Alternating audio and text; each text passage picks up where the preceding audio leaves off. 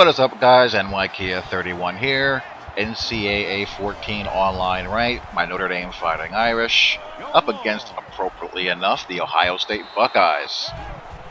And in this latest episode of Exposed, this is not directed at the Ohio State Buckeyes as a whole. You know, they played a tough game against a tough defense. They played alright, but the subject here is one Braxton Miller. I have not been a Braxton Miller fan. I've expressed that several times over the past couple of years. And what we saw was the reason why. Braxton Miller's a running back. He looks like a running back. He's built like a running back. He plays quarterback like a running back.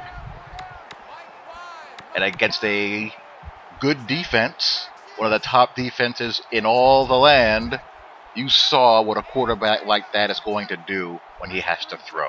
8 of 21, 101 yards, 38% completion percentage. And against Michigan last week, he wasn't much better. 6 of 15 for 133. And he's had clunkers like that, you know, throughout his career and throughout this season. He's just not a good thrower. You know, he'll pad his stats against the Buffaloes and the Iowas and Purdue's of the world and the Indianas of the world. But, you know, when he has to throw the ball, he's not very efficient. And I've been watching a lot of Ohio State's offense since Herb has gotten there, and comparing it to what Herb has done in the past at Utah and with Tebow at Florida, and also last year.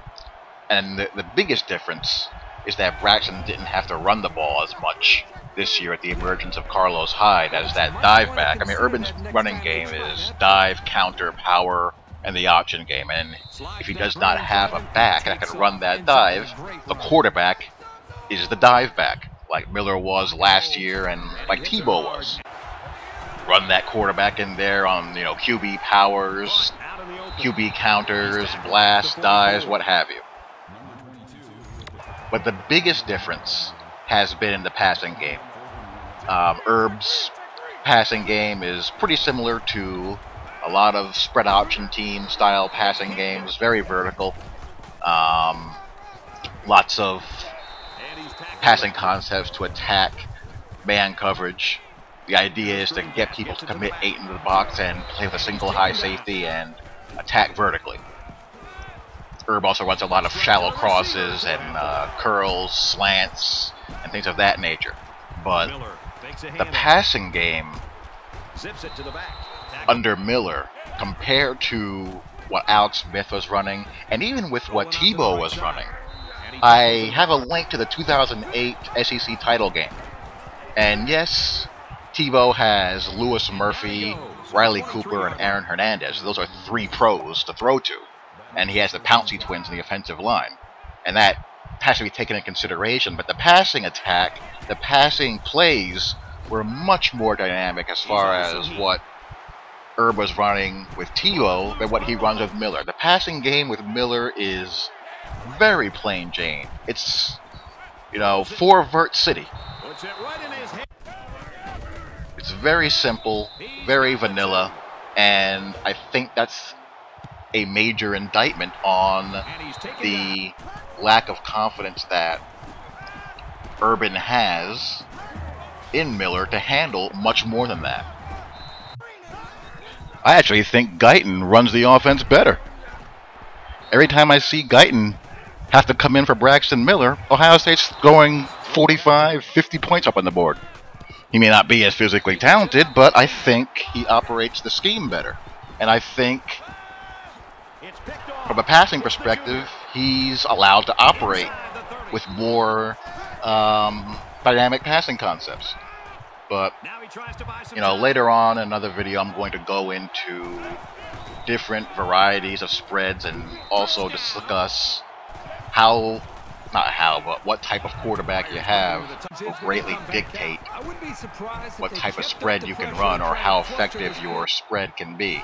It's very, very difficult to operate a spread offense without a dual threat quarterback, unless the guy is Sam Bradford or a guy like that, and just a superior thrower of the ball. It's very difficult to run a spread without a quarterback that's not at least competent running the football. You know, I compare Braxton Miller to Nick Marshall. The schemes are very different, but Nick Marshall just looks like a more confident passer, a more polished passer as well. He's not in an offense that's going to allow him to throw the football a lot or complete much more than high 50s, 60% of his passes, because the scheme isn't built that way. But I think Nick Marshall's actually a better player. But I'm going to go into that in a later video. Ohio State suffered from Braxton Miller's weaknesses, and they came back to haunt. And I will talk to you all later. Peace.